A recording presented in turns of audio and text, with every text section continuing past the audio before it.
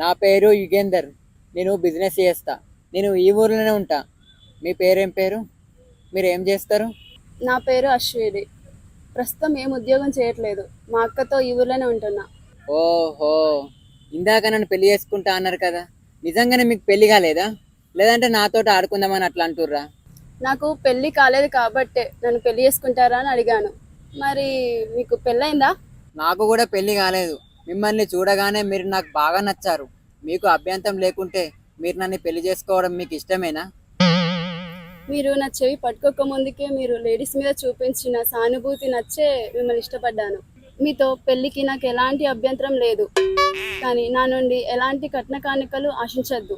నాకున్న ఆస్తులతో నేను ఇప్పుడైతే సంతోషంగా ఉన్నా. నీ నుంచే వచ్చే కట్నం మీద నాకు ఎలాంటి ఆశలు లేవు. పెళ్ళి అయ్యాక ఒక భార్యగా నన్ను సంతోషంగా ప్రేమగా చూసుకుంటే నాకు అదే చాలు.